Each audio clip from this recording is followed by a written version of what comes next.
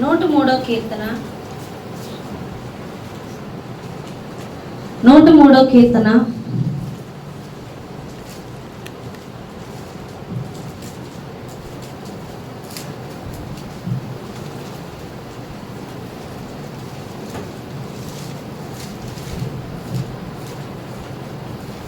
8వ వచనం నుంచి 11వ వచనం. యెహోవా దయాలక్ష్మి పూర్ణుడు, దీర్ఘశాంతుడు, కృపా సమృద్ధి గలవాడు. ఆయన ఎల్లప్పుడూ వ్యాజ్యమాడువాడు కాడు, ఆయన నిత్యము కోపించువాడు కాడు. మన పాపమును బట్టి మనకు ప్రతీకారం చేయలేదు, మన దోషమును బట్టి మనకు ప్రతిఫలం ఇయ్యలేదు. భూమి కంటే ఆకాశం ఎంత ఉన్నతముగా ఉన్నదో ఆయన యందు భయభక్తులు గలవారి ఎడల ఆయన కృప అంత అధికముగా ఉన్నది. హల్లెలూయా. హల్లెలూయా. చూడండి, యెహోవా దయాదాక్షిణ్య పూర్ణుడు, ఆయన ఎల్లప్పుడూ వాద్యమాడువాడు కాడు, ఆయన నిత్యము కోపించువాడు కాదు. మన పాపములు బట్టి మనకి ప్రతీకారం చేయలేదు, మన దోషములను బట్టి మనకి ప్రతిఫలం ఇయ్యలేదు. భూమి కంటే ఆకాశం ఎంత ఉన్నతముగా ఉన్నదో ఆయన యందు భయభక్తులు గలవారి ఎడల ఆయన కృప అంత అధికముగా ఉన్నది. హల్లెలూయా. చాలా మంది ఏమనుకుంటారంటే దేవుడు శిక్షించేస్తున్నాడు, దేవుడే మాకు ఈ బాధలు కలుగు చేస్తున్నాడు, దేవుడే మమ్మల్ని బాధ పెడుతున్నాడు అన్నట్లుగా మాట్లాడతారు. కానీ యెహోవా మాత్రం దయాదాక్షిణ్య పూర్ణుడు. ఆయన మనల్ని ఎంతగానో ప్రేమించాడు. యోహాను సువార్తలో చూసినట్లయితే చూడండి, 3వ అధ్యాయం, ఒక్క నిమిషం, యోహాను 3:16 వచనం. దేవుడు లోకమును ఎంతో ప్రేమించెను, దేవుడు లోకముని ఎంతో ప్రేమించెను కాగా ఆయన తన అద్వితీయ కుమారునిగా పుట్టిన వాని యందు విశ్వాసముంచు ప్రతి వాడును నశింపక నిత్య జీవం పొందినట్లు ఆయనను అనుగ్రహించెను. హల్లెలూయా. దేవుడు లోకముని ఎంతో ప్రేమించెను కాగా ఆయన తన అద్వితీయ కుమారునిగా పుట్టిన వాని యందు విశ్వాసముంచు ప్రతి వాడును నశింపక నిత్య జీవం పొందినట్లు ఆయనను అనుగ్రహించెను. హల్లెలూయా. దేవుడు లోకాన్ని, లోకం అంటే మనమే, దేవుడు లోకాన్ని ఎంతో ప్రేమించాడు.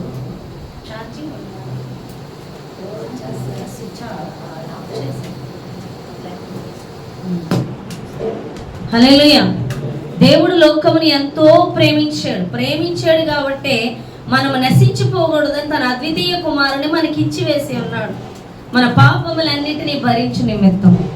అటువంటి దయాదాక్షిణ్య పూర్ణుడు మన పాపములకు ఆయన ప్రతీకారము చేయక తన యందు భయభక్తులు గల వారిని కాపాడుతూ వచ్చాడండి. హల్లెలూయా. కాబట్టి ప్రతి ఒక్కరూ చేసే భక్తి ఏంటంటే, చర్చికి రాకపోతే ఏమన్నా అయిపోతామేమో, ప్రార్థన చేయకపోతే ఏమన్నా చేసేస్తాడేమో దేవుడు, ఏదైనా చిన్న పాపం చేస్తే మళ్ళీ చంపేస్తాడేమో అన్నట్లుగా ఊహించుకుంటూ భక్తి జీవితం చేస్తున్నారు. అటువంటి భక్తి జీవితం దేవుడు కోరుకుంటలేదు, ఆ జీవితాన్ని దేవుడు అడగట్లేదు. అటువంటి భయాన్ని నువ్వు కలిగి ఉంటే ఆ భక్తి కూడా వ్యర్థమే అని దేవుడు మాట్లాడుతున్నాడు. ఎందుకంటే దేవుడు ప్రేమామయుడు, ఆయన మనల్ని ఎంతగానో ప్రేమించాడు, ఆయన దయాదాక్షిణ్య పూర్ణుడు. అర్థమవుతుందా? ఆయన ఎంతో కృపగలవాడు. మనం పాత నిబంధనలో చూసినట్లయితే ఆదాము అవ్వని సృజించినప్పుడు, సమస్తమును సృజించిన తర్వాతే, ఆదాముకి అవ్వకి అవసరమైంది సమస్తము సృజించిన తర్వాతే వాళ్ళని సృష్టించాడు. ఏదైనా వనంలో వాళ్ళకి నీళ్లు, తినడానికి తిండి, సమస్తాన్ని సమకూర్చాడు. కానీ సాతాను అవ్వని మోసపుచ్చడం వల్ల దేవుడు తినొద్దన్న పండు, అంటే మంచి చెడ్డల తెలివినిచ్చు పండు తినొద్దు అంటే, ఆ పండు తినడం ద్వారా దేవునికి విరోధంగా పాపం చేసింది ఆవిడ. ఎప్పుడైతే వాళ్ళు పాపము చేసి ఉన్నారో దేవునితో సహవాసాన్ని, దేవునితో కనెక్షన్ని కోల్పోయారు, దేవుని మహిమను కోల్పోయారు, దేవునితో ఉన్న జీవాన్ని, ఆ యొక్క జీవాన్ని కోల్పోయారంటే ఆత్మ అంతవరకు జీవింపబడి ఉండేది, ఆత్మ దేవుడైన దేవునితో మాట్లాడుకోగలిగేవారు. కానీ ఎప్పుడైతే వారు మరణించి ఉన్నారో, ఎప్పుడైతే ఆ పండు తిన్నారో వారి ఆత్మ మౌనం అయిపోవడం, మరణావస్థకి వెళ్ళిపోవడం, అంటే మౌనం, స్తబ్దతలు, అంటే చలనము లేని స్థితికి వెళ్ళిపోయింది. వారు మహిమను కోల్పోయారు. మహిమ అంటే దేవుడే, వారు దేవుని కోల్పోయారు. మరలా అది తిరిగి ఇవ్వడానికి యేసు ఈ లోకానికి వచ్చి మన పాపములన్నీ కడుగు నిమిత్తము తన రక్తము కార్చితే ప్రతి మనిషి కూడా ఆ రక్తములో తన అపరాధములు కనుక్కొని ఆ దేవునితో సహవాసాన్ని కాపాడుకోవడానికి ప్రతి దినం తన వాక్యము చేత కట్టుకుంటూ ఉండాలి తప్ప ఏదో మనం అయిపోతాము, మనం చచ్చిపోతామేమో, మనకి ఏమైనా అయిపోతుందేమో, పరలోకం వెళ్ళమేమో, దీవెనలు రావేమో, రోగాలు వచ్చేస్తాయేమో, ఆర్థిక ఇబ్బందులు వచ్చేస్తాయేమో, అప్పులైపోతాం, అమ్మో అమ్మో అమ్మో అనే భయంతో కాదు, దేవుని సహవాసాన్ని కోల్పోతానేమో అన్న భయం నీలో ఉండాలి. మనం కోల్పోకూడదు అని మనం ఏం చేయాలి? దేవుని సహవాసాన్ని మనం కోల్పోకూడదని అది మనం కాపాడుకోవడానికి ప్రతి దినం వాక్యము చదువుకుంటూ వాక్యము ద్వారా మన యొక్క అపరాధములు మనం గ్రహించగలగాలి. హల్లెలూయా. మొన్న ఒక అమ్మాయి ఉంది, హాస్పిటల్లో ప్రేయర్ చేయడానికి వెళ్ళినప్పుడు శవానాళ్ళు పరిచయం అయ్యారు. వాళ్ళ హస్బెండ్ పాపాలు, ఈ అమ్మాయి పాపాలు, మీరు పాపాలు ఒప్పుకుంటే స్వస్థత వస్తుంది, యేసునామంలో ఒప్పుకోండి అంటే వాళ్ళు చాలా అంటున్నారు తేలిగ్గా, ఒప్పేసుకున్నామమ్మా, ఒప్పేసుకున్నాం, యేసయ్య ఆ పాపాలు క్షమించి ఈ పాపాలు క్షమించి అని అన్నీ ఒప్పేసుకున్నారంట. అన్నీ ఒప్పేసుకుంటే క్షమాపణ వచ్చేసిందా, స్వస్థ వచ్చేసిందా అంటే చూడండి, పాపము ఒప్పుకోవడం అంటే నిజమైన పశ్చాత్తాపం కలగాలి. అది నిజంగా పాపము అన్న విషయం కూడా వాళ్ళు గ్రహించాలి. అది పాపము అని మనం చెప్పేసి ఒప్పించేయడం కాదు, నిజమే అది పాపమే, మేము దేవునికి విరోధంగా పాపం చేసాం అన్న గ్రహింపు కలిగి, దేవునికి విరోధంగా పాపము చేసామన్న పశ్చాత్తాపం కలిగి ఒప్పుకొని విడిచిపెట్టినప్పుడు దానికి క్షమాపణ ఉంటుంది. అసలు ముందది చేసేది పాపము అన్న విషయం వరకే తెలియదు, గ్రహించరు. ఆ గ్రహింపు ఉన్నప్పుడే, నువ్వు పాప క్షమాపణ అడిగినప్పుడే అప్పుడు విడుదల వస్తుంది. ఈరోజు నోటి ద్వారా కామన్ వర్డ్ ఒకటి యూజ్ చేస్తారు, తెలుసో తెలియకో చేసిన పాపాలన్నీ క్షమించి. కొంతమంది ఇంకా విచిత్రంగా చేస్తారు, మేమేమైనా పాపం చేసాం ఏమో అనే కొన్ని ప్రార్థనలు చేస్తారు. మేమైనా పాపం చేసాం ఏమో ఏమో ఎలాగే తెలియదంట. అది ఎలా క్షమాపణ అవుతుంది? పేతుర్ని నొక్కి చెప్తున్నాడు యేసుప్రభువు వారు ఏమనంటే, ముమ్మారు నువ్వు నేను ఎవరినో ఎరుగనని చెప్తావని చెప్పాడు. అది అబద్ధం. ఆ మాట చెప్పాడు. చెప్పాక ఎంతో లోతైన పశ్చాత్తాపం వచ్చింది పేతురికి. అర్థమవుతుందా మీకు? ఏడ్చాడు, ప్రార్థన చేశాడు, దేవుని దగ్గర ఒప్పుకున్నాడు. ఈ రోజు ఉదయం లెగిసిన కాంచి రాత్రి వరకు ఎన్నో అబద్ధాలు ఆడతాం. ఒక్క అబద్ధం ఆడితే చాలు, నేను దేవునికి విరోధంగా ఎంత పాపము చేశానన్న పశ్చాత్తాపం మనలో కలగాలి. అది నీలో కలగనప్పుడు, అది పాపము అన్న గ్రహింపు నీకు రానప్పుడు ఇంకా నువ్వు ఆ సహవాసంలో లేవు అని దేవుడు మాట్లాడుతున్నాడు. దేవునికి విరోధంగా చిన్న పాపము చేసిన పరిశుద్ధాత్మ దేవుడు ఊరుకోవడం, వాక్యపు వెలుగులో ప్రతి అపరాధాలు కూడా ఒప్పిస్తాడు దేవుడు. వచ్చింది దేవుడు అందుకే. ఉదయం లెగిసిన కాంచి రాత్రి వరకు నువ్వు వాక్యం చదివేటప్పుడు నువ్వు హృదయం ద్వారా, తలంపుల ద్వారా, మాటల ద్వారా అనేక అపరాధములు దేవునికి విరోధంగా చేస్తూ ఉంటావు. అది పాపము అని నువ్వు ఎరుగు నిమిత్తము వాక్యము చదవాలి. నువ్వు వాక్యము చదివినప్పుడు అది పాపం అన్నప్పుడు పశ్చాత్తాపం కలగాలి. అది కలిగి పశ్చాత్తాపడి కన్నీరు కారిస్తే యేసు రక్తములో నీకు క్షమాపణ ఉంది. యేసు రక్తములో నువ్వు ఆ పాపముని ఒప్పుకున్నప్పుడు ఆయన కడిగి వేస్తాడు. మొదట అది పాపము అన్న గ్రహింపు నీకు ఉండాలి. దాని కూర్చిన లోతైన పశ్చాత్తాపం నీకు ఉన్నప్పుడు, దాన్ని ఒప్పుకొని విడిచిపెట్టినప్పుడు ఆయన రక్తంలో ఏ పాపము కూడా కడగలేనటువంటిది, శుద్ధీకరించలేనటువంటిది లేదు అని దేవుడు మాట్లాడాడు.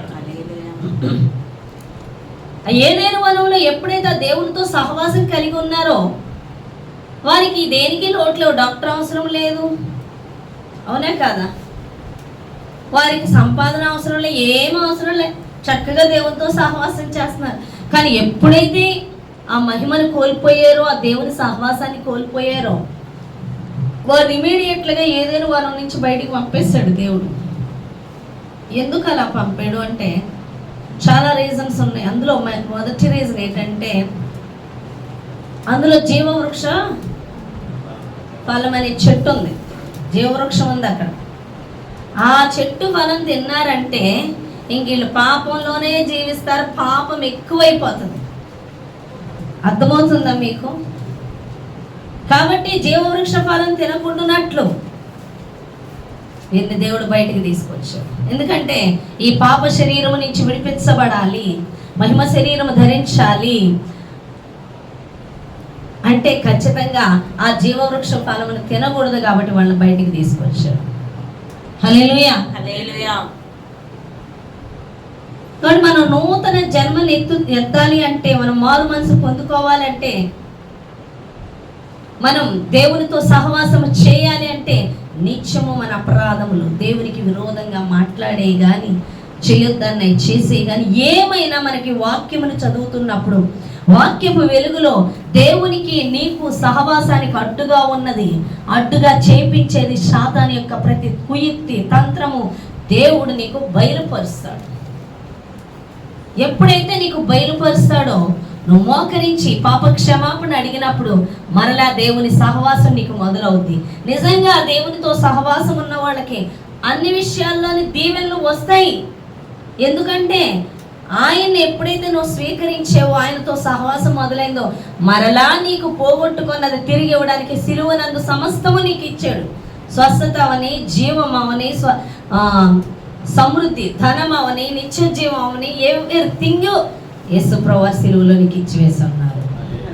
మరలా అది నువ్వు పొందుకోవాలంటే, అవి పొందుకోవడం కోసం నేను ఈ తప్పు చేశాను క్షమించు ప్రభువా, ఆ తప్పు చేశాను క్షమించు ప్రభువా అని నువ్వు క్షమాపణ అడిగే విధానము నీకు దీవెన రావాలనో స్వస్థత రావాలనో కాదు.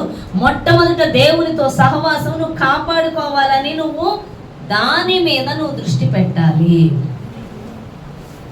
అది ఎవరికి ఉండట్లా. సమస్య వచ్చేసింది, సమస్య పోవాలంటే ఎలా? ప్రార్థన చేసేసి పాప క్షమాపణ అడిగాలి, ఎక్కడ నేను తప్పాను అని. ఆ సమస్య వస్తేనే కానీ నీకు తప్పిన సంగతి నీకు తెలియట్లా, ఆ రోగం వస్తేనే కానీ తప్పిన సంగతి నీకు తెలియట్లా, ఆ ఇబ్బందులు వస్తేనే కానీ నీకు తెలియట్లా. కాదు కాదు, ప్రతి దినం కూడా నువ్వు ఎప్పుడైతే యేసు ప్రభువుని తెలుసుకున్నావో, యేసయ్య మనకు ఒక లోగో ఉంటుంది చూడండి, సిలువలో యేసు ప్రభువారు తండ్రి చెయ్యి ఒక చేత్తోని, కుమారుని చెయ్యి ఒక, మునిగిపోతున్న వారిని చెయ్యి ఒకటి, ఇద్దరిని కలుపుతూ ఉంటాడు. నువ్వు యేసు ప్రభువాన్ని తెలుసుకున్నాక నీకు దేవునికి సహవాసాన్ని కోల్పోయేలా చేసిన సాతాను ఏ పాపములో పడవేసి నిన్ను దేవునికి సహవాసం దూరం చేసిందో, ఆ సహవాసాన్ని మళ్ళీ కలపడానికి యేసు ఈ లోకానికి వచ్చాడు. తన రక్తము ద్వారా మన పాపములన్నీ కడిగి వేశాడు. ఎప్పుడైతే మనం ఒప్పుకుంటామో ఆ పాపాలు కడిగి వేయబడుతున్నప్పుడు నీకు దేవునికి సహవాసం ఏర్పడు. నువ్వు నిరంతర ప్రయత్నము నిన్ను నువ్వు సరిచేసుకుంటూ ఏ పాపము నీకు దేవునికి సహవాసానికి అడ్డు రాకుండా ప్రతి ఒక్క అపరాధములోని ఏదో ఒక అపరాధంలో నిన్ను పడేలాగా చేయడానికి ప్రయత్నిస్తున్న సాతాను యొక్క నిరంతర ప్రయత్నాన్ని నువ్వు ఎదుర్కొని నువ్వు దేవుని సహవాసాన్ని కాపాడుకోవాలి అంటే వాక్యమును చదవాలి, వాక్య గ్రహింపుతో ఉండాలి. వాక్యం అనేది అర్థములో నీ యొక్క ప్రతి అపరాధము కనబడుతున్నప్పుడు దేవుని యొక్క సన్నిధిలో లోతైన పశ్చాత్తాపంతో అది పాపమని గ్రహించి అది ఒప్పుకొని ఆయన రక్తంతో నువ్వు ఒప్పుకొని విడిచిపెట్టినప్పుడు, కడుక్కున్నప్పుడు నీకు సహవాసము నిత్యం ఉంటుంది. ఆయన సహవాసము నిత్యం ఉన్నప్పుడు ఆయనలోని స్వస్థత నీలో ఉన్నట్టే, ఆయన యొక్క ప్రతి ఆశీర్వాదము నీకు వచ్చినట్లే. హల్లెలూయా, హల్లెలూయా. నువ్వు అప్పుడు చెప్పచ్చు, నాలో ఎవరున్నారు? రోగంతో చెప్పచ్చు, నాలో స్వస్థపరిచే యెహోవా నాలో ఉన్నాడు. ఈ రోగం నన్నేమీ చేయలేదు, ఈ ఆర్థిక ఇబ్బందులు నన్నేమీ చేయలేవు. హల్లెలూయా, హల్లెలూయా. నువ్వు ఈ యొక్క వాక్యపు వెలుగులో, ఈ అర్థములో యేసుని నువ్వు ఎంతగా వాక్యములో యేసును చూస్తావో ఆయన యొక్క వెలుగులో నీ పాపమును అంతగా కనబడతాయి. నువ్వు ఎప్పుడైతే ఒప్పుకొని విడిచిపెడతావో అంతగా దేవుని సహవాసం నీకు అధికం అవుతుంది. ఎప్పుడైతే పేతురు విస్తారమైన చేపల రాశిని చూసినప్పుడు ఆయన దేవునిగా గుర్తించగలిగాడో, ఆయన చూడగలిగాడో, ఈయన ఒక పాపి అని గ్రహించగలిగాడు. హల్లెలూయా. వాక్యమును ఆయన చూడగలిగినప్పుడు నీ అపరాధములు కూడా చూడగలుగుతావు ఆయన వాక్యపు వెలుగులో. ఆ పాపముగా అది నువ్వు గుర్తించినప్పుడు, నువ్వు పశ్చాత్తాపడినప్పుడు ఖచ్చితంగా నీకు విడుదల ఉంది. ఖచ్చితంగా ఆయనలో ఉన్న ప్రతి ఆశీర్వాదం నీదవుతుంది. దేవుడి దగ్గరికి వచ్చారు కానీ ఆశీర్వాదాల కోసం పరుగులాడతారు. మాకు మేమే ఆలోచన చేయాలి, మాకు మేమే ప్రయాసపడాలి. ఎంత ప్రార్థన చేసినా, ఎంత చర్చకు వచ్చినా, ఎన్ని చేసినా మేము ఎందుకు దీవించబడలేదు అంటారు. ఎందుకు దీవించబడరు? ఖచ్చితంగా దీవించబడతారు. నావన్నీ మీవనే దేవుడు మాట్లాడుతున్నాడు. హల్లెలూయా. ఆయనవన్నీ మనమైనప్పుడు ఎందుకు దీవించబడమంటే, మరి ముఖ్యంగా ఆయనకి మనకి కనెక్షన్ ఉండట్లా.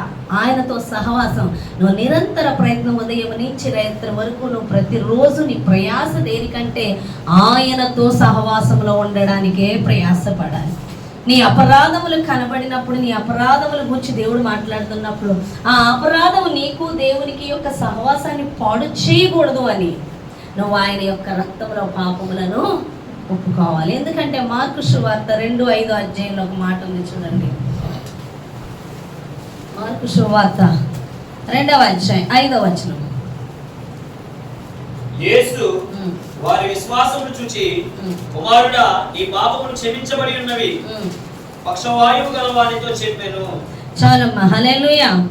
చూడండి, దేవుడు ఏమంటున్నాడు? కుమారుడా, నీ పాపములు క్షమించబడి ఉన్నవని పక్షవాయువు గల వానితో చెప్పాను. మన పాపములు ఏం చేశాడంట? క్షమించాడు దేవుడు. హల్లెలూయా. హల్లెలూయా. మన పాపములు దేవుడు క్షమించాడు. ఆ అధికారం ఆయనకు ఉంది. కాబట్టి పాపమును కూర్చిన అవగాహన, అది పాపము అని తెలియక చాలా మంది గ్రహించలేనప్పుడు ఆ దేవునితో సహవాసం ఉండదు. చాలా మంది తాగుడు పాపం అనుకోరు, అబద్ధం పాపం అనుకోరు, దేవుడు చేయొద్దన్నది చెయ్యాలి, చేయకుండా ఉండాలి, ఆ చేయొద్దన్నది చేయడమే పాపము అని తెలియదు. అవి పాపాలని తెలియవు. అది పాపమా? మరి విచిత్రంగా చెప్తావు. ఇది పాపమా, అది పాపమా అంటారు. ఎందుకు వాళ్ళు పాపం అని గుర్తించట్లేదు? వాళ్ళకి అది పాపం అని తెలియకే అది ఒప్పుకోవాలన్న విషయం కూడా తెలియట్లేదు. అర్థమవుతుందా? చక్కగా క్రైస్తవులు కూడా హాయిగా అన్ని చూసేస్తూ ఉంటారు, ఫోన్లలో టీవీల్లో చూసేసి. ఇది పాపమా అంటారు. అవును, పాపమే. మరి నువ్వు ఎక్కువ చేస్తున్నావు అంటారు. మరి అయితే పండుదండ ఎక్కువ చేయడమా అవ్వ? చెప్పండి. అవ్వ ఎక్కువ చేసింది అయితే మరి పండు తినొద్దన్నది తిన్నందుకేగా మహిమను కోల్పోయింది. ఈరోజు నువ్వు ఏదన్నా చూస్తే దేవుడు చేయొద్దన్నది చేస్తే నీ మీదకి ఏదో ఉగ్రత వచ్చినట్టు కనబడదు. నీకు దేవునికి కనెక్షన్ తెగిపోద్ది. ఎందుకంటే పాపం అడ్డుగా వచ్చేస్తుంది. ఆ వచ్చిన సంగతి వెంటనే దేవుడు బయలుపరుస్తాడు.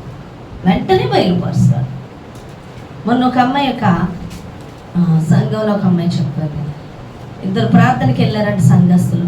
ఇద్దరు వ్యక్తులు వచ్చి తెల్లటి వస్త్రాలతో చచ్చిన వారి వలె ఉన్నారు అన్నారంట. అమ్మాయి అంటుంది, నాకు అనిపిస్తుంది చాలామంది సంఘస్థులు కొంతమంది చచ్చిన వారి వలె ఉన్నారు అని నాకు అనిపిస్తుంది, దేవుడు నాకు చెప్పాడు అన్నాను. నేను అన్నాను, చచ్చిన వారి వలె ఉండడం అంటే దేవునితో సహవాసం లేదా? చచ్చిన వాళ్ళ వల్లే ఉంటారు. జీవం ఎవరు? యేసు. యేసుతో సహవాసం ఉంటేనే నీవు జీవంలో ఉన్నట్టు. యేసుతో సహవాసం లేకపోతే నీవు జీవం లేనివట్టే. కానీ చచ్చిన వారి వల్లే ఉన్నారు. నిజం అది. ఎంతమంది ఇదేనా అన్న అయితే మేము లేమా, మేము ప్రతిదినం పాపాలు ఎందుకు ఒప్పుకుంటున్నావు? పాపాలు దేవుడితో సహవాసం కోసం పాపాలు ఒప్పుకుంటున్నావా? ఏ దీవెనల కోసం పాపం ఒప్పుకుంటున్నావా? నీ అంత మట్టిపోరు ఇంకొకళ్ళు లేరు. సహవాసం ఉన్నప్పుడు దేవునితో ప్రతి దీవెన నీతో వస్తుంది. ఒక తల్లి గర్భంలో బిడ్డ పడగానే ఆ తల్లి ఆ తండ్రి ఆ బిడ్డ కోసం ఎన్నో ఆలోచనలు చేస్తారంట. తల్లి కడుపులో ఉండగానే బిడ్డ కోసం ఏం చేస్తుంది? ఇప్పుడు అన్నీ రెడీమేడ్లు అనుకోండి, అందరూ వెళ్ళిపోతున్నారు. స్వెటర్లు కొడుతుందంట, చిన్ని చిన్ని అన్నీ పుట్టబోయే బిడ్డ కోసం అన్నీ ముందే కొనేసుకుంటూ భూమి మీదకి రాగానే అన్నీ సమకూర్చేస్తారంట. ఆ ప్రేమ ఎవరు పెట్టారు? ఆ ప్రేమ దేవుడు పెట్టాడు. దేవుడు పెట్టిన ఆ ప్రేమ కలిగిన మనిషి అలా చేస్తే దేవుడు ఎంత గొప్పగా చేసి ఉన్నాడు మన కోసం. చేశాడు కూడా. ఆదాము అవ్వని సృష్టించకముందే ఏదైనా వనంలో సమస్తము సమకూర్చి పెట్టాడు. హల్లెలూయా. కాబట్టి ఒక పరలోక రాజ్యము కోరికే ఒక స్వస్థతల కోసమే కాదు, నీకు సమస్తము దేవుడు ఇవ్వడానికి సిద్ధంగా ఇచ్చి వేసే ఉన్నాడు. కానీ నువ్వు అనుకుంటావు దానికోసం ఒప్పుకోవాలి, పాప క్షమాపణ దీనికోసం ఒప్పుకోవాలి, నేనేం పాపం చేశాను కాదు. అసలు నీకు దేవునికి సహవాసం ఉండాలి. నీకు దేవునికి సహవాసం ఉండాలంటే నువ్వు వాక్యపు వెలుగులో నువ్వు ఇంతవరకు వచ్చిన మార్గం అంతా దేవునికి విరోధమైందని, అది పాపమైనదని గ్రహించగలగాలి. అది ఎప్పుడైతే పాపమని తెలిసిందో లోతైన పశ్చాత్తాపం, నిజమైన కన్నీరు, విరిగి నలిగిన హృదయంతో ఒప్పుకొని ఒప్పుకోలు నీకు దేవునికి సహవాసాన్ని మరలా పునరావృతం అవుతుంది. ఆనాడు ఆదాము అవ్వ ద్వారా కోల్పోయింది, ఈనాడు పునరావృతం అవుతుంది. ఈ రోజు నువ్వు ఇంకా ఏమైనా అపవాది చేత ప్రేరేపించబడి అపరాధములు చేస్తే మరలా నువ్వు దేవుని పాద సన్నిధిలో ఒప్పుకుంటే మరలా అవి దేవుని సహవాసం పునరావృతం అవుతుంది. నువ్వు మొట్టమొదట నువ్వు చేయవలసింది, నాకు దేవునికి సహవాసం కావాలి, దేవుడు నిత్యము నాతో మాట్లాడాలి. ఆయన ఎడబాటు నేను ఉండలేను, ఆయన మాట్లాడకపోతే నేను జీవించలేను, ఆయన సన్నిధిలో గడపకపోతే నేను ఉండలేను అన్న వేదన కలగాలి. సమస్య వస్తే మోకాళ్ళు వేయడం కాదు, పరిస్థితులను బట్టి ప్రార్థన చేయడం కాదు, పరిస్థితులు బట్టి కాదు. నువ్వు కుమార్తెవి, నువ్వు కుమారుడివి, నీ సహవాసాన్ని ఆయన కోరుకుంటున్నాడు. నువ్వు ఆయనతో సహవాసం చేస్తుంటే నువ్వు వాటి కోసం వీటి కోసం నువ్వు మోకాళ్ళు ఏం అవసరం లేదు. ప్రతిదైనా నీకు సమకూరుస్తాడు. నువ్వు అడగక ముందే నీకు ఏది అవసరమో ఆయన రెడీగా ఉంచుతాడు దేవుడు. కానీ నువ్వు చేసే ప్రార్థనలు ఒప్పుకోలు, స్వస్థత కావాలను, ఇబ్బందులు పోవాలను, అప్పులు తీరాలను, ఆర్థిక ఇబ్బందుల నుంచి విడుదల కలగాలను, శాతాను బయటికి పోవాలను చేసే ప్రార్థనలు ఉండకూడదు. ఆ పాపపు ఒప్పుకోలు కూడా సరైన అవగాహన లేకుండా నా పాపాలన్నీ క్షమించేయండి అని నోటితో అనడం కాదు. నువ్వు చేసిన పాపము గ్రహించగలగాలి, అది దేవునికి ఎంత విరోధమైందో, అది పాపమని గుర్తించాలి, అది ఒప్పుకోవాలి. మొన్న ఒక పాప దేవుడితో చాలా సహవాసంలో ఉండేది. అయితే దేవుడితో కనెక్షన్ పోయినది తెలియదు ఎవరికి. బాగానే ఉంటారు, చక్కగా ప్రార్థన చేసేస్తుంది, కానీ ఆమెతో దేవునికితో సహవాసం లేని సంగతి నాకు అర్థమవుతుంది. పరిశుద్ధాత్మ దేవుడు మాట్లాడుతున్నాడు, ఆ యొక్క వేషధారణ గురించి మాట్లాడుతున్నాడు, ఆమె దేవునితో సహవాసంలో లేదని మాట్లాడుతున్నాడు. నేను గద్దించాను, నువ్వు ఎక్కడో మిస్టేక్ చేసావు దేవునికి విరోధంగా, నీకైతే దేవుడితో సహవాసం లేదనే దేవుడు నాతో చెప్తున్నాడు అని దేవుడు చెప్పమన్న విషయం చెప్పినప్పుడు అమ్మాయి ప్రార్థన చేస్తే ఆ అమ్మాయి చెప్తుంది నాతో, ఆ అమ్మాయి పడిపోవడానికి కారణం అంట ఫ్రెండ్స్ సహవాసం ఎక్కువైందంట. ఫ్రెండ్స్ పొగడ్డం మొదలెట్టారంట. ఫ్రెండ్స్ చక్కగా ఒక ఫోటో ఫ్రేమ్ ఒకటి తయారు చేశారండి ఈ అమ్మాయికి. ఆ ఫోటో ఫ్రేమ్ వచ్చాక ఈ అమ్మాయిలో గర్వం వచ్చింది, గర్వపు స్పిరిట్ ఆ అమ్మాయిలో ప్రవేశించింది. ఎప్పుడైతే గర్వపు స్పిరిట్ ప్రవేశించిందో అమ్మాయి జస్ట్ ఇంకా అది పాపముగా కూడా ఎంచట్లా. ఎప్పుడైతే అది ప్రవేశించిందో ఆ అమ్మాయి నాకు మొత్తం తేడా కనిపిస్తుంది.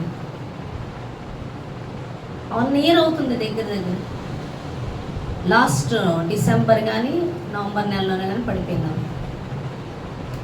ఇప్పటి వరకు నలుగుతూనే ఉన్నాను, చెప్పగా మొన్న ఒప్పుకుంటుంది, నేను గర్వానికి చోటించాను. అది ఇప్పటికి అర్థమైంది ఆ అమ్మాయికి. అది ఆ తప్పు అంటే ఆ యొక్క వాళ్ళు హెచ్చించడం, ఫ్రెండ్స్ ఆ ఫోటో ఫ్రేమ్ను బట్టి గర్వించడం అనేది నేను పాపము చేశాను అన్న గ్రహింపు ఇప్పటికి వచ్చింది. ఆ యొక్క గ్రహింపు ఆ అమ్మాయి స్థితిని పడగొట్టింది.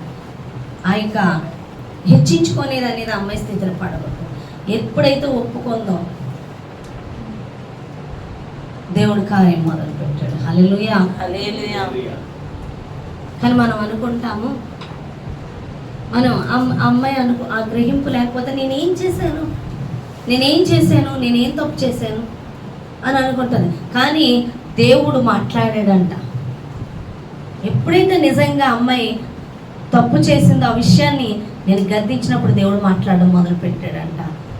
ఆ అమ్మాయి నేను మొన్నంత ఉపవాసం ఉందంట, ప్రభా నా అపరాధములు ఏంటో బయలుపరచన్నప్పుడు ఆ ఉపవాసం ఉన్నప్పుడు తన మిస్టేక్ ఏంటి అంటే ఆ ఫోటో ఫ్రేమ్ ఎప్పుడైతే ఫ్రెండ్స్ ఇచ్చారో అమ్మాయి గర్వించిందంట. ఆ గర్వాన్ని బట్టి ఆ అమ్మాయి పడిపోయినట్లుగా దేవుడు మాట్లాడాడు. హల్లెలూయా. మీకు అర్థమవుతుందా? మరలా సహవాసాన్ని కాపాడమంది. ఈరోజు క్రైస్తవులు అనే వాళ్ళకి చాలామందికి నేను సహవాసం ఉండట్లేదు. ఆచార భక్తి, అలవాటు భక్తి చేస్తున్నారు, నేర్చుకుంటున్నారు భక్తి. ఉదయకాలం లేచి ప్రార్థన చేస్తే దేవుడు కనికరించేస్తాడు. నువ్వు ఉదయకాలం లేచి 3 గంటల ప్రేయర్ చేసినా నీకు దేవుడితో సహవాసం లేకపోతే ఆ ప్రార్థన వృధాయే. నువ్వు ఉదయకాలం లేచి స్తుతులు చెల్లించిన, నువ్వు పొద్దు నుంచి సాయంత్రం వరకు కేకలు పెట్టిన ఆ దేవునితో సహవాసం నీకు లేనప్పుడు, నీవు కలిగి ఉన్న పాపాన్ని వాక్యపు వెలుగులో గుర్తించేది పాపముగా గుర్తించి నువ్వు విడిచిపెట్టనంతసేపు నువ్వు ఎంత ప్రార్థన చేసినా వ్యర్థమే అని దేవుడు మాట్లాడుతున్నాడు. అర్థమవుతుందా? నువ్వు ఒక సమర్పణ కలిగి ఉన్నా, అవునే కదా, ఒకడో చక్కగా ఒంటి నిండా తెల్లటి వస్త్రాలు వేసేసి ఒక సేవకుల్లా కనబడుతూ ఉంటారు. కనెక్షన్ లేని ఎందుకు? మొత్తం బయట అంతా ఉంటుంది, ఒక చర్చ్ వాతావరణం, ఇన్స్ట్రుమెంట్స్, భక్తిగాను అన్నీ ఉంటాయి, కానీ కనెక్షన్ ఉండదు దేవుడితో. దేవునితో సహవాసం నువ్వు కలిగి ఉండాలి. హల్లెలూయా.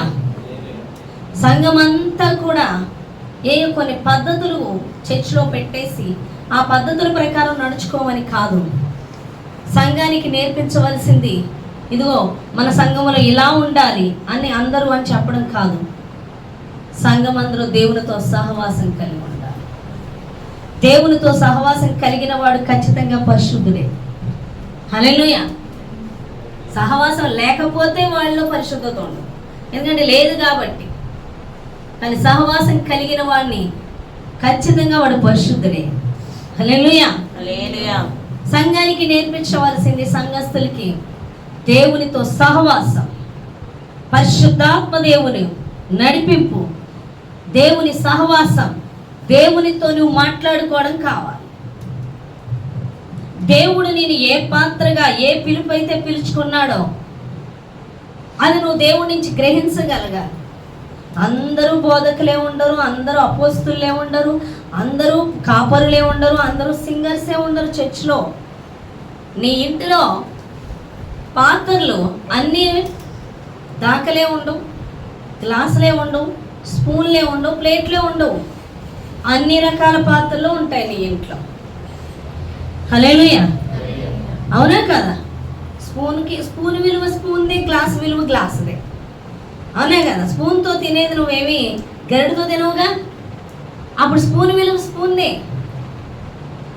అవునా కదా? మంచినీళ్ళు ఏమి నువ్వు చేతులతో తాగుగా, ఖచ్చితంగా దానికి గ్లాస్ ఉండాలి. అన్నం తినేటప్పుడు ప్లేట్ కావాలి, అన్నం వండుకునేటప్పుడు ఆ గిన్నె కావాలి. దేనికి వాడవలసింది దానికి అది కావాలి ఖచ్చితంగా. హల్లెలూయా. హల్లెలూయా. అది ఏది అనేది డిసైడ్ చేసేది ఆ వండుకునేవాడు. అందుకే కుమ్మరి వారి చేతిలో పాత్ర లాంటి వాడు. నువ్వు దేవుని నడిపింపుకి అప్పగించుకుంటే, నువ్వు దేవుని చేతుల్లోకి వెళ్తే, అంటే నువ్వు దేవుని సహవాసములో ఉంటే, నువ్వు ఏ పాత్ర అనేది నీకు గ్రహింపిస్తాడు, నువ్వేం చేయాలనేది ఆయన చెప్తాడు, నువ్వు ఎలా ఉండాలి అనేది ఆయన చెప్తాడు. నీ వేషధారణ, నీ యొక్క టాప్ టు బాటమ్ ఆయన చెప్తాడు. వస్త్రాల కానించి, హెయిర్ స్టైల్ కానించి. అర్థమవుతుందా మీకు? మీరు ఎలా రెడీ అవ్వాలి, ఎవ్రీథింగ్ ఆయనే చెప్తాడు. ఎవ్రీథింగ్ ఆయన. నీ ఇష్టం ఉండదు. ఎవ్రీథింగ్ ఎవరు చెప్తారు? ఆయనే చెప్తాడు. హల్లెలూయా.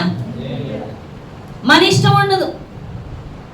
ఒకసారి ఒక ఆయన చెప్పారు, ఏమనంటే ఒక ఆయన దగ్గరికి నేను ఒక షవరింగ్కి వెళ్తాను, వాళ్ళ అబ్బాయి చాలా భక్తిగా ఉంటాడు. ఎంత భక్తో, వాడు చర్చిలో అంటే కొంచెం కూడా పాపం ఉండదంట, టీవీలో వాళ్ళ ఇళ్ళల్లో ఉండడానికి వీలు లేదంట. ఏమో అవును కాదో నాకు తెలియదు, నాకు చెప్పాడు, నేను చెప్తున్నాను. ఆ టీవీలు తెచ్చి బయటికి ఇసిరేస్తాడంట. టీవీని ఇంట్లో ఏది ఉండకూడదని వాళ్ళ ఇంట్లోకి వెళ్ళి టెస్టులు చేస్తాడంట. ఏం టెస్టులు చేస్తాడు? ఏమి ఉండకూడదని. పరిశుద్ధాత్మ దేవుడికి అప్పగించినప్పుడు ఆ వ్యక్తి వాక్యపు వెలుగులో దేవుణ్ణి ప్రేమించి ప్రార్థన చేసినప్పుడు, అయ్యా నా అపరాధములు నీకు నాకు అడ్డుగా ఉన్నవి నాకు గ్రహింపు ఇవ్వని, ఆ ప్రతి అపరాధము వాక్యపు వెలుగులో సరి చేసుకుంటూ దేవుని సహవాసాన్ని కాపాడుకుంటున్న వాళ్ళకి దేవుడు ప్రతిదీ బోధిస్తాడు. నువ్వు ఎలా ఉండాలి, ఎలా మాట్లాడాలి, ఎక్కడికి వెళ్ళాలి, ఏం చెయ్యాలి, నువ్వు మాదిరి ఎలా చూపించాలి, ఎవ్రీథింగ్ దేవుడు మాట్లాడు. ప్రతిదీ మాట్లాడతాడు. ఒక్కొక్కరికి పెళ్లి కాని పరిచర్య చెప్తాడు, ఒక్కొక్కరు పెళ్ళైన పరిచర్య చెప్తాడు. అర్థమవుతుందా? ఒక్కొక్కరికి అపోస్తుల బోధ అప్పగిస్తాడు, ఒకరికి కాపురత్వం అప్పగిస్తాడు, ఒకరిని ఇవాంజలిస్ట్గా పిలుస్తాడు, ఒక్కొక్కరికి పాటలు అభిషేకం ఇస్తాడు. ప్రతిదీ ఆయనే చూసుకుంటాడు. కానీ అందరూ పరిశుద్ధులై ఉండేలాగా ఆయన చేతిలో ఉంటే ఖచ్చితంగా సరిచేస్తాడు. హల్లెలూయా. పద్ధతులు, అలవాట్లు, ఆచారాలు కాదు మనకు కావాల్సింది. మనము చర్చికి వచ్చినప్పుడు వాక్యపు వెలుగులో దేవునికి నీకు సహవాసానికి అడ్డుగా ఉన్నది తొలగించుకోవాలి. ఆ అడ్డుగా ఉన్న పాపమును నువ్వు గుర్తించగలగాలి. అది పాపముగా గుర్తించినప్పుడు పశ్చాత్తాపంతో నువ్వు కన్నీరు కార్చాలి.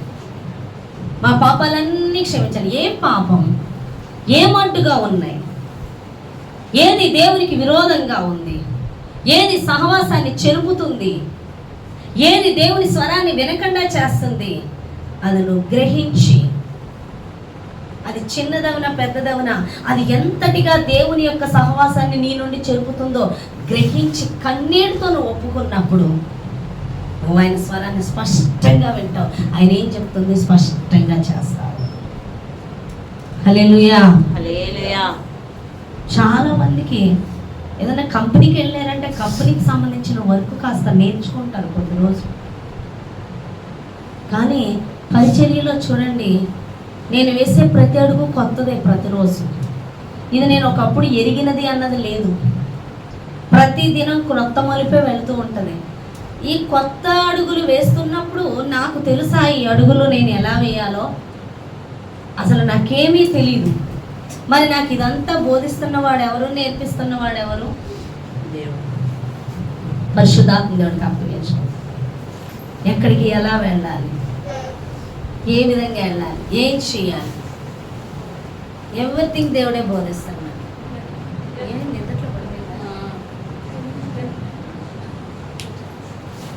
హల్లెలూయా. హల్లెలూయా.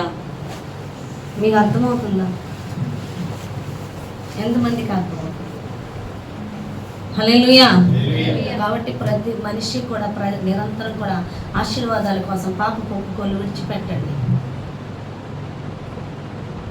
వాటి కోసం వీటి కోసం పాప ఒప్పుకోలు.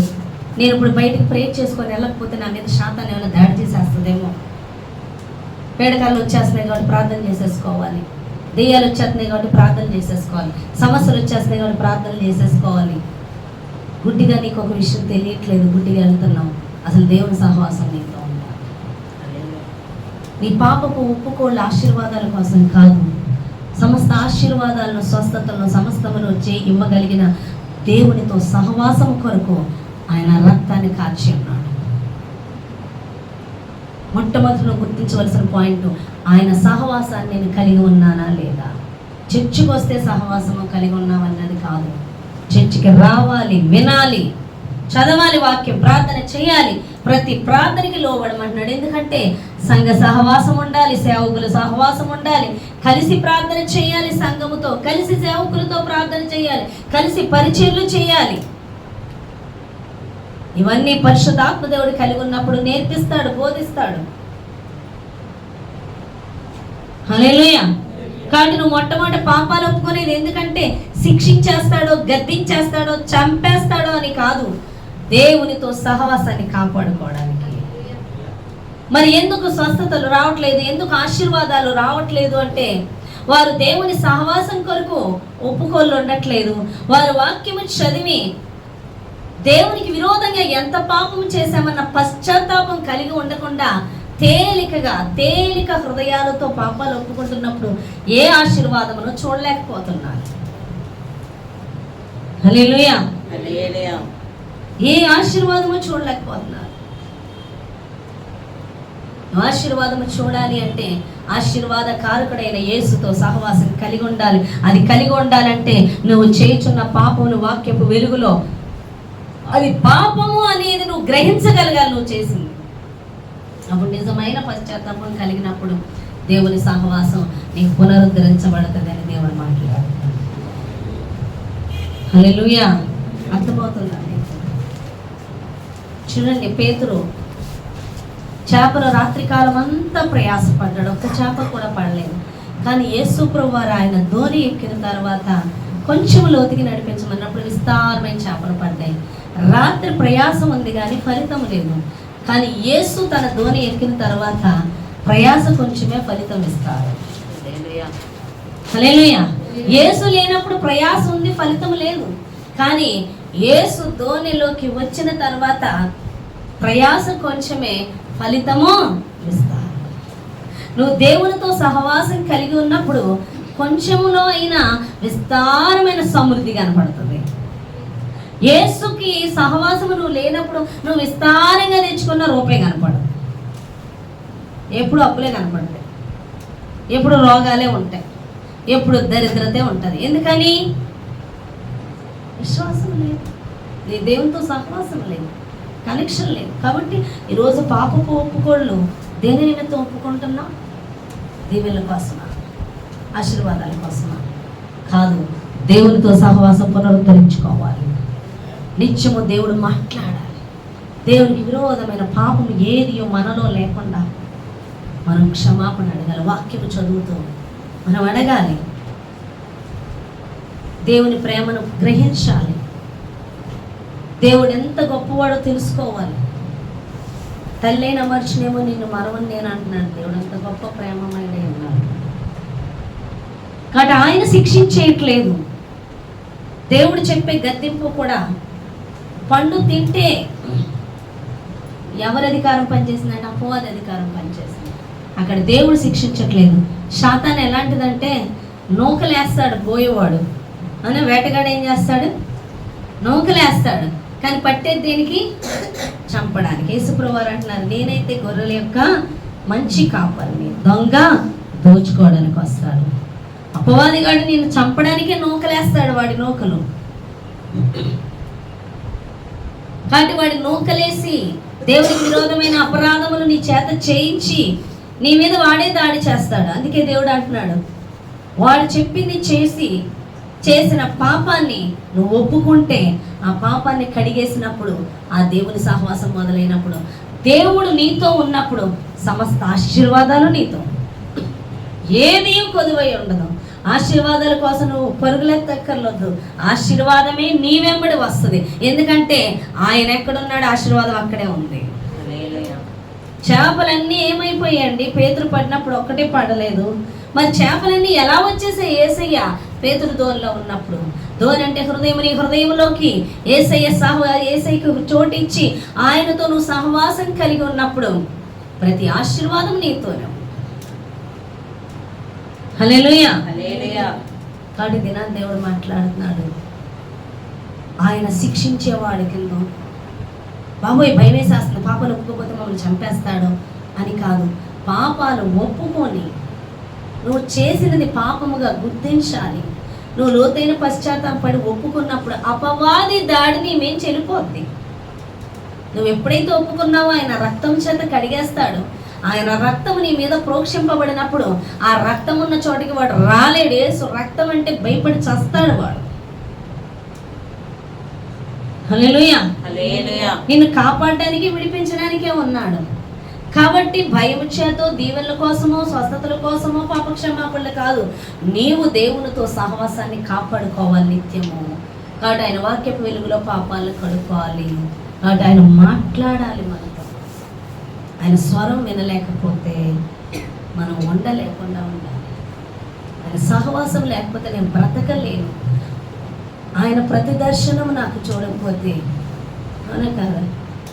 ముఖ దర్శనము చాలయ్యా నాకు, నీ ముఖ దర్శనము చాలయ్యా, ముఖ దర్శనము చాలయ్యా నాకు, నీ ముఖ దర్శనము చాలయ్యా.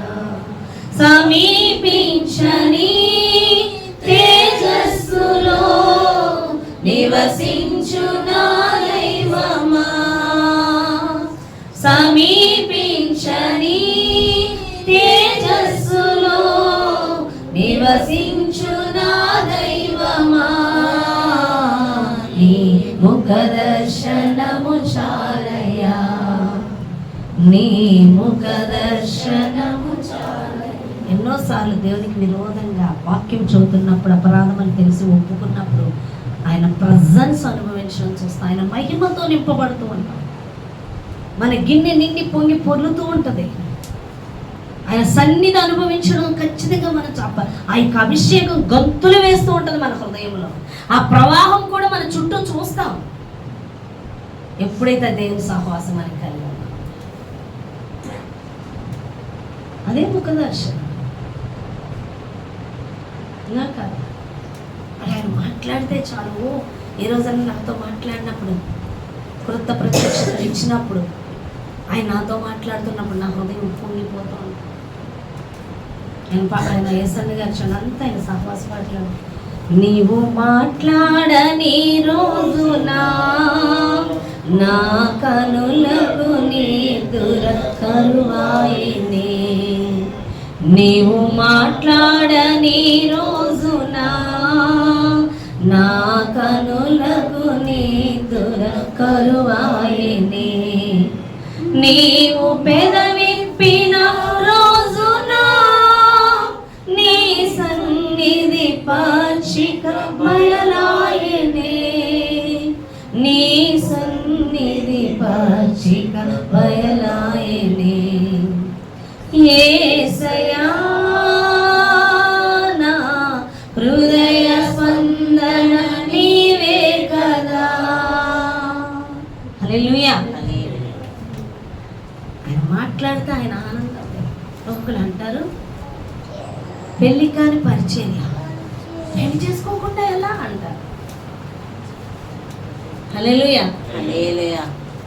పెళ్లి కాని పరిచర్య, పెళ్లి చేసుకోకుండా ఎలా.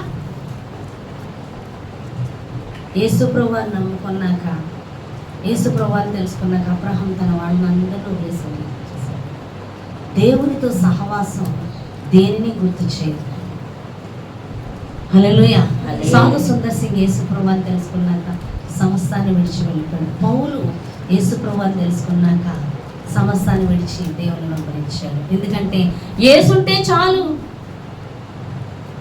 యేసుంటే యేసులో ఉంది.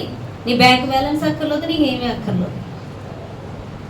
ఇప్పుడు మనిషి ఇంకో మనిషితో మాట్లాడకుండా ఉండలేడు, కానీ యేసుతో మాట్లాడుకుంటాడు. నన్ను అడిగి వస్తే తనట్లు ఈ అమ్మాయి ఇప్పుడు తొలిపేసుకునే ఉంటుంది. వాళ్ళకి పనులు అయిపోతే ఉదయం 9 బయటకు వచ్చేయాలి గుమ్మాల్లోకి. నీ పని అయిపోయిందా, నీ పని అయిపోయిందా, మీదేం కూర, పొద్దున్నే ఏం చేసావు, పొద్దున్నే లేసాను, ఇల్లు తుడిచాను, బట్టలు ఉతికేసుకున్నాను, ఇదిగో ఈయన కూర వెళ్ళాడు, తెచ్చాడు, కోసాను, వండుకున్నాను. నెక్స్ట్ నువ్వేం చేసావు, పొద్దున్నే లేసాను, పిల్లల స్నానాలు. ఇది ఈ మాటలు అవి మాట్లాడకపోతే వాళ్ళు ఉండలేరు. ఖాళీయేనా, ఖాళీయే, షాపింగ్ వెళ్దామా, బయటకు వెళ్దామా, అక్కడికి వెళ్దామా, ఇక్కడికి వెళ్దామా అని మాట్లాడుకునేవాడు. ఇప్పుడు మాట్లాడకుండా ఎలా ఉంటుంది అనుకునేవారు. మాట్లాడేవాడు నాతో ఉన్నాడు, నాలో ఉన్నాడు. ఆయన సహవాసం ఉండగా ఇవేం పని చేస్తాయి మనకి. ఎప్పుడు తలిపేసుకొని ఉంటుంది, ఎవరితో మాట్లాడి. దీనికి ఎవరో లేరంట, దేవదూతల సమూహం ఉంది, సైన్యములకు అధిపతి అయిన యెహోవా నాకు తోడై ఉన్నాడు. ఎవరు ఎప్పుడు ఎలా కావాలో నాకు తీసుకొని వస్తారు. నేనేమన్నా సహవాసాలు ఏర్పరచుకొని అమ్మో వీళ్ళు ఉపయోగపడతారు వాళ్ళు ఉపయోగపడతారు, నేను ఎవరిని తలుపులు వేసే ఉంటాయి. ఇప్పుడు ఇక్కడే కాదు ఎక్కడైనా నేను తలుపులు వేసుకొని లోనే ఉంటాను. ఇంకో విషయం ఏంటో సార్, టైం సరిపోయింది కదా నాకు దేవుడితో. రాత్రికి హృదయం అదొకలా అయిపోద్ది, నేను సరిపడనంతగా నీతో గడపలేకపోతున్నాను. అవేదన ఉంటుంది. టైం ఎక్కడ ఉందండి ఆయనతో గడిపేది? పరిచయం వచ్చే ఫస్ట్లో స్టార్టింగ్లో ప్రభా ఆత్మలిచ్చి పరిచయం ఇచ్చంటే దేవుడు అనేవాడు, నువ్వు నాతో సాహసం ఎంతో టైం వాక్యంలో ప్రార్థనలో గడిపేదాన్ని. ఇప్పుడు ఆ సమయం రావట్లేదు. అంటే ఎక్కువ దేవుడితో మాట్లాడుకోవాలని ఆశ. ఇప్పుడు మాట్లాడట్లేదంటే మాట్లాడుతున్నాడు అనే కదా. చాలామంది భార్యాభర్తలు అనుకుంటారు కదా, ఇద్దరు కలిసే ఉంటారు కదా, ఇద్దరు కలిసే పనులు, కానీ వాళ్ళిద్దరు ప్రశాంతంగా మాట్లాడుకోవాలి ఏదో ఫీల్ అవుతూ ఉంటారు. ఏంటో ఎలాగైనా గలి ఫీల్ అయిపోతుంది, కూర్చొని ప్రశాంతంగా మనం మాట్లాడుకోలేదు అని ఇద్దరు కలిసే ఉంటున్నారు, ఇంట్లో కలిసే చేస్తున్నారు. అలాగే దేవునితో కలిసే పరిచయం చేస్తారు. ఇంకా హల్లెలూయా ఎవరు గుర్తురారు. స్వస్థపరిచేవాడు ఆయనే, పోషించేవాడు ఆయనే, కాపాడేవాడు ఆయనే, సమస్త ఇచ్చేవాడు ఆయనే. నాకు ఏసన్న గారు పెళ్లి చేసుకోకుండా పరిచర్య చేశాడంటే అమ్మో ఎలా చేసి ఎందుకు చేయలేరండి? పెళ్లి చేసుకున్న వాళ్ళు దండాలు పెట్టేస్తున్నారు, పెళ్ళాలు వద్దని, వీళ్ళేమో భర్తలు వద్దని. పెళ్లి చేసుకున్న 3 రోజులకి విడాకులు. హల్లెలూయా. వారికి మారు మనసు కలుగును గాక. ఇంకో పెళ్లి అనుకోకుండా ఏసైనా పెళ్లి చేసుకుందరు గాక. హల్లెలూయా. స్టాప్. ఒకరితో చేశారుగా. మొన్న యూట్యూబ్లో చూస్తే ఎవడో పాలు వేసుకొని స్నానం చేస్తున్నాడు బకెట్లతో. ఎందుకని అంటేనంట వాళ్ళ భార్యతో విడాకులు వచ్చినందుకంట సంతోషంతో పాల స్నానం చేస్తున్నాడు. ఒక అమ్మాయి ఏం చేస్తుంది, వాళ్ళ ఆయనతో విడుదల వచ్చినందుకు సెలబ్రేషన్ చేసుకుంటుంది ఆ యొక్క విడాకులు కాగితాన్ని బట్టి. అంటే ఈవిడ అంతగా బాధపడింది. ఇప్పుడు అందరూ ఆడవాళ్ళే, అందరూ మగవాళ్ళే కాదు, అంతగా వాళ్ళు మళ్ళీ ఇంకో పెళ్లి చేసుకోకుండా ఏసైనా పెళ్లి చేసుకుంటే బాగుపడతారు ఫస్ట్. హల్లెలూయా. అవునే కదా. ఏసై చక్కగా ఏసాని గారు పెళ్లి చేసుకున్నారు. దేవునికి స్తోత్రం. ఆయనతో అయిపోయింది. దేనికి బాధ ఉండదు. ఆయన ఒప్పించేవాడే కాదు, ఆయన మన బుద్ధిని బట్టి ప్రేమించేవాడు కాదు. నిత్యం మన కోసం ప్రాణమే పెట్టేశాడు. నిత్యము మనల్ని ప్రేమిస్తూనే ఉంటాడు. హల్లెలూయా. ఆయన ప్రేమ మారదు అనే కదా పాట ఉంటుంది, నిన్న నేడు నిరంతరం మారనే మారవు, నా జ్ఞాపకాలలో చెరగని వాడవు. నిన్న నేడు నిరంతరం మారని మారవు, నా జ్ఞాపకాలలో చెరగని వాడవు. హల్లెలూయా. ఎప్పటికీ మారదు. ఆయన ప్రేమ మారదు, ఆయన మారడు, ఆయన ఇచ్చేది మారదు, మారేది మనమే. హల్లెలూయా. ఆ మారిపోకుండా ఆ సహవాసాన్ని నిలుపుకోవడానికి ఆయన వాక్యపు వెలుగులో మన పాపములు ఒప్పుకొని నిత్యము ఆయన సహవాసాన్ని కాపాడుకోవడానికి నిరంతర ప్రార్థన, వాక్యము ఆయన యొక్క సహవాసాన్ని కాపాడుకోవడానికి పాపపు ఒప్పుకోలు మనకు ఉండాలని దేవుడు మాట్లాడుతున్నాడు. ఆయన సహవాసము నిత్యం ఉన్నప్పుడు ఆయనతో ఉన్న ప్రతి ఈవి నీతోనే ఉంటుందని దేవుడు మాట్లాడుతున్నాడు. నీ ఆశీర్వాదం ఎవడు దొంగిలించలేడు. ఏసే నీతో ఉంటే, ఏసు సహవాసమే నీకు ఉంటే, అది లేని నాడు నీ దగ్గర ఎంత ఉన్నా వ్యర్థమే. అది ఉంటుందనే గ్యారంటీ కూడా లేదు. కాబట్టి నువ్వు కాపాడుకోవాల్సింది వాక్యమును చదువుకొని ప్రార్థన చేసుకొని వాక్యపు వెలుగులో నీ యొక్క అపరాధములు ఆయన రక్తం చేత కడుకొని ఆయన సహవాసాన్ని కాపాడుకోవడానికి నిరంతర ప్రయత్నం నీకు ఉండాలి. ఏ రోజు కూడా ఆయన సహవాసం లేకుండా, ఆయనతో మాట్లాడకుండా నేను బ్రతకలేను అన్న జీవితం నీకున్నప్పుడు, ఆయన సహవాసం నీకున్నప్పుడు ఎన్నడూ అపవాది నిన్ను ముట్టజాలడు. ఏం చేయలేడు, ముట్టజాలలేడు. నువ్వు తొట్టిల్లిపోవు. నువ్వు తొట్టిల్లక నువ్వు స్థిరపరచబడి అనేకులను ఆయన తట్టు తిప్పే వ్యక్తిగా నువ్వు ఉంటావని దేవుడు మాట్లాడు. కాబట్టి ఆయన సహవాసాన్ని కాపాడుకుందాం. నీకు రక్తాన్ని ఇచ్చింది, పాప క్షమాపణ ఇచ్చింది. మొట్టమొదటగా నువ్వు దేవుని యొక్క సహవాసంలో ఉండాలని, నువ్వు ఆశీర్వదింపబడాలని, నువ్వు రోగిగా ఉండకూడదని, నువ్వు దరిద్రతలో ఉండకూడదని, నువ్వు శాతాన్ని చేత మొత్తబడకూడదని, నువ్వు ఏడవకూడదని, నువ్వు ఇబ్బందులు పడకూడదని నువ్వు ఆయనతో సంతోషంగా ఉండాలని దేవుడు కోరుకుంటున్నాడు. చూడండి, భర్త ఎప్పుడు భార్యను సంతోష పెడుతూ ఉంటాడు. ఏడుతూ అతనికి పనిచేయడం ఇష్టం ఉండదు. అవునే కదా? నిజంగా ప్రేమించే వాళ్ళ కోసం చెప్తున్నాను. దేవుని స్తోత్రం. హల్లెలూయా. ఏడుస్తూ ఆ భార్య చేయడం ఇష్టపడ్డు. తనని ప్రేమిస్తూ సంతోషంగా తనకి చేయాలి, తనతో ఉండాలని చూస్తాడు. తన సంతోషానికి ఏం కావాలో అన్నీ కొనిస్తాడు, అన్నీ సమకూరుస్తాడు. ఒక భర్తే అలా చూసినప్పుడు మన ఆత్మ సంబంధమైన మన భర్త అయినటువంటి యేసు ప్రభువారు ఆయన పని, ఆయనతో సంతోషంగా గడపడం కోసం మనకి సమస్తాన్ని సమకూర్చి పెడతాడు. అందుకే ఆయన ప్రేమించే వారి కోసం సమస్తము సమకూడి జరిగించు. నువ్వు ఏడవడం ఇష్టం ఉండదు ఆయనకి, నువ్వు దుఃఖపడడం ఇష్టం ఉండదు, నువ్వు శ్రమ పడడం ఇష్టం ఉండదు, నువ్వు రోగివై ఉండడం ఇష్టం ఉండదు. ఆయనతో సంతోషంగా నువ్వు గడపాలి. ఆయన కోసం నీకేమైనా ఇస్తానని దేవుడు మాట్లాడుతున్నాడు. చిన్న మాటలు దేవుడు దీవించి ఆశీర్వదించిన గాక. ఆమె ప్రార్థన చేసి పనులకు